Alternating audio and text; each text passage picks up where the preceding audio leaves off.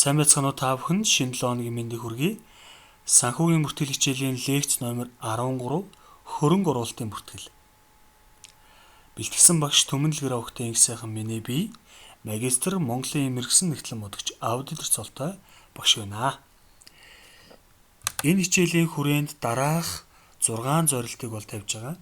Нэгдүгээр компаниуд яагаад өрийн болон өмчийн үн цаасанд хөрөнгө оруулалт хийдэг талаар тайлбарлана. За үргэлжлээд өрийн хөрөнгө оруулалттай холбоотой бүртгэл, үргэлжлээд өмчийн хөрөнгө оруулалттай бүртгэл, тэгээ нэгтгэсэн санхүүгийн тайлантай холбоотой хэрэглээг тайлбарлана. Үргэлжлээд өрийн болон өмчийн хөрөнгө оруулалтыг санхүүгийн тайланд хэрхэн тайлагнах талаар, үргэлжлээд богино хугацаад ба урт хугацаад хөрөнгө оруулалтуудыг ялгах талаар үзэх болно гэж байна. Тэгэхээр компаниуд яагаад хөрөнгө оруулалт хийдэг вэ гэж? Бид нар хөрөнгө оруулалтыг бол өрийн үн цаасаар хөрөнгө оруулалт, өмчийн үн цаасаар хөрөнгө оруулалт гэж ангилдаг. Өрийн гэдэг бол манайх өөр нэг компани бондыг худалдаж авсан. Харин өмчийн үн цаасаар хөрөнгө оруулалт гэдэг бол өөр нэг компани хувьцааг худалдаж авсан. Тэгэхээр хөрөнгө оруулалтын бүртгэл гэдэг бол санхүүжүүлэгч талын бүртгэл явж гэнэ гэсэн үг. Харин өрийн үн цаасын санхүүжигч талын бүртгэлийг бид нар лекц 10-аар үзсэн. Харин өмчийн үн цаас хөрөнгө оруулалтын санхүүжигч талын бүртгэлийг лекц 12-оор үзсэн байна. Харин санхүүжүүлэгч талын бүртгэлийг бидний лекц 13-аар үзэж байна. Тэгээ компаниуд яагаад хөрөнгө оруулалт хийдэг вэ гэхээр илүүдэл байгаа мөнгө өрөнгөө бонд авах ч юм уу, хувьцаа худалдаж авах ч юм уу, хөрөнгө оруулалт хийж түүнээсээ өгөөж хүртэх зорилгоор хөрөнгө оруулалт хийдэг. За хоёрдугаар хөрөнгө оруулалтаас мөнгө бий болгох. Өөрөөр хэлэх юм бол өрийн үн цаас худалдаж авлаа гэж тооцоод тухайн өрийн үн цаасны өгөөжнөөрөө хүү байдаг. Хүүгийн орлого. Тэр хүүгийн орлого бий болгодог. Харин өмчийн үн цаас худалдаа авсны өгөөжнөөрөө ноогдол ашиг байдаг. Тэгэхээр хүү болон ноогдол ашиг бий болгох зорилгоор хөрөнгө оруулалт хийдэг. За мөн стратегийн чухал ач холбогдолтой байж болно. А компани Б компанид хөрөнгө оруулчаад магадгүй хувьцааных нь 10% нь хөрөнгө оруулалт хийсэн. Аажмаар тодорхой хугацааны дараа 5 жилийн дараа 10 жилийн дараа тухайн эзэмшлийг 20%, 30%, 40%, 50% гээд 50%-аас дээшлэхээрээ хяналт тавьж эхлээд бизнесийн нэгдэл үүсэх боломжтой. Тэр стратегийн чухал ач холбогдлоор бас хөрөнгө оруулалт хийдэг юм аа гэж.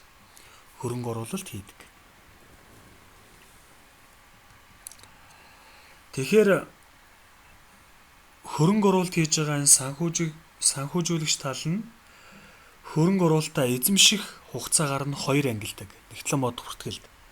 Богино хугацаад хөрөнгө оруулалт, урт хугацаад хөрөнгө оруулалт гэж 2 ангилдаг.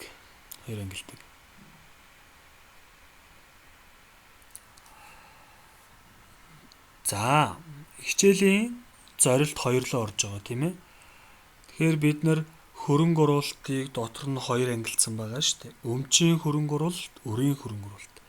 Тэгэхээр эхний ээлжинд өрийн хөрөнгө оруулалттай холбоотой бүртгэлийг үзэж байна.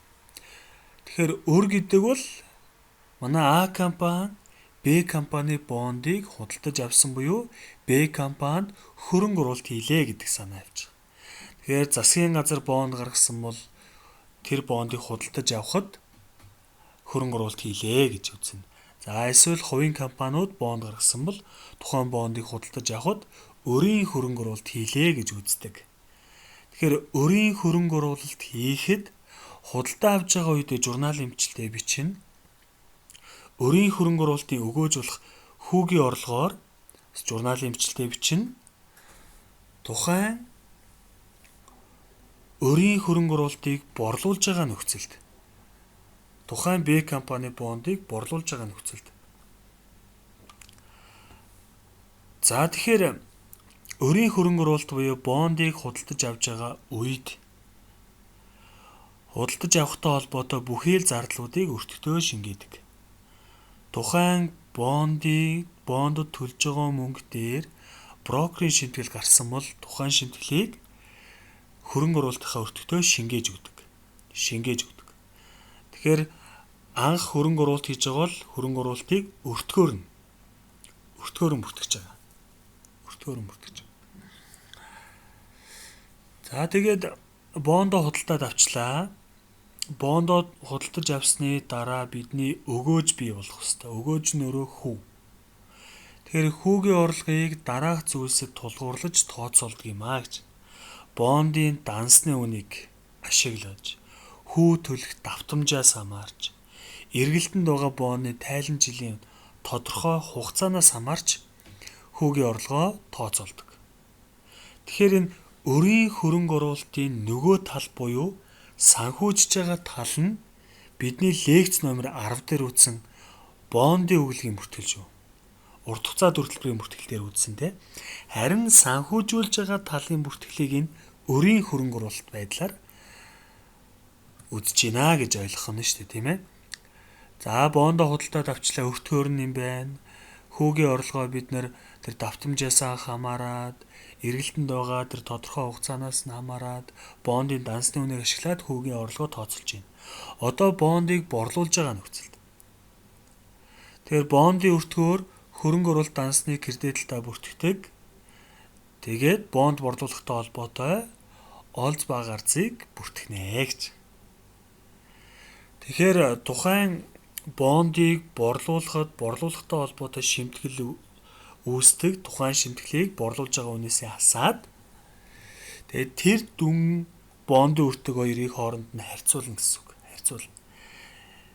Тэгээ бондын өртгөөс өндөр үнээр борлуулсан бол мэдээж олзоо бүртгэн. Бондын өртгөөс бага үнээр борлуулсан бол бонд өрийн хөрөнгө оруулалт борлуулсны гарзаа бүртгэж явна гэсэн үг. За бид нар жишээгээр баяжуулж явъя. За энэ компани 2017 оны 1 сарын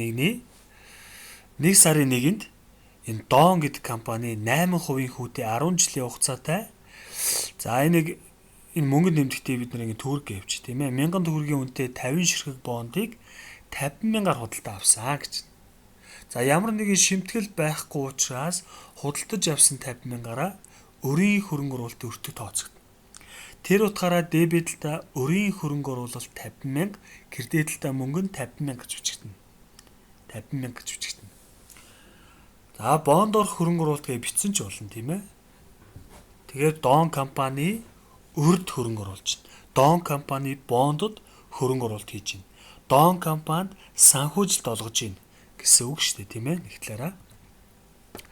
За үргэлжлээд хүүг жил бүрийн 1 сарын 1-нд төлдөг. Тэгэхээр эхний жилийн эцэс буюу 2017 оны 12 сарын 31-нд санхүүгийн тайлан гарч байгаа. Энэ өдөр тохирол хүчлэлтийг бол заавал хийх ёстой. Тэгэхээр 50,000-ын бондын 8%-аар тооцоолоход би 4,000-ын хүүгийн орлого буюу өгөөж хүртэх ёстой. Тэгэхээр энэ 4,000-аараа 12 сарын 31-нд аваагүй учраас бид нэр хүүгийн авлага 4,000, кредитлдаа хүүгийн орлого 4,000 гэж үзнэ.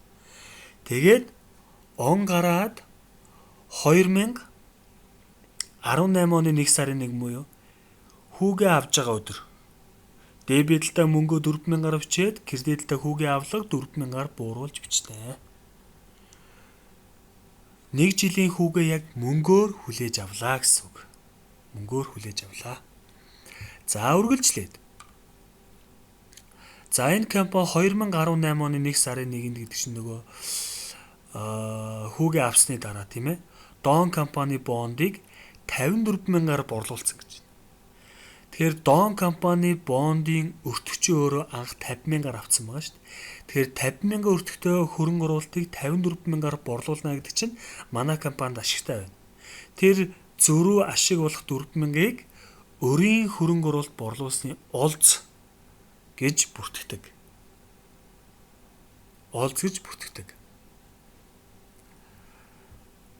Тэгэхээр энэ өрийн хөрөнгө оруулалт борлуулсны олз бол ашиг алдагдлын тайландаа ороод явдаг. ашиг алдагдлын тайландаа ороо явдаг. За үргэлжлээ хэдүүлээ саяны өрийн хөрөнгө оруулалттай холбоотой жишээ дасгалуудыг ойлгоцсон бол за дараагийн дасгалыг энд ажиллая гэж байна. Waldo компани өрийн хөрөнгө оруулалттай холбоотой гүйлгээ өгөгдсөн байна. Тэгээ 2017 оны 1 сарын 1-нд Hillary AG компани 10% хүүтэй 1000 төгрөгийн үнэтэй 30 ширхэг бондыг 30,000 төгрөгөөр худалдаа авсан. Хүүгийн төлбөрийг бол жил бүрийн 1 сарын 1-нд төлдөг гэж байна. Тэгэхээр энэ хөрөнгө оруулалт хийж байгаа өдөр журналын бичлэлтийг хэрхэн бичих вэ гэхээр өртгөөр худалдаж авсан өртгөөр тийм ээ. Тэгэхээр 30,000-аараа бид нэр дебитлдаа өрийн хөрөнгө оруулалт 30,000, кредитлдаа мөнгө нь 30,000 гэсэн журналын бичлэлтийг хийх ёстой. Үргэлжлээд 2017 оны 12 сарын 31-нд бид нэр эхний жилийн за хүүг хуримтлуулан бүртгэх ёстой. Өөрөөр хэлэх юм бол тохируулагчтай хийх ёстой.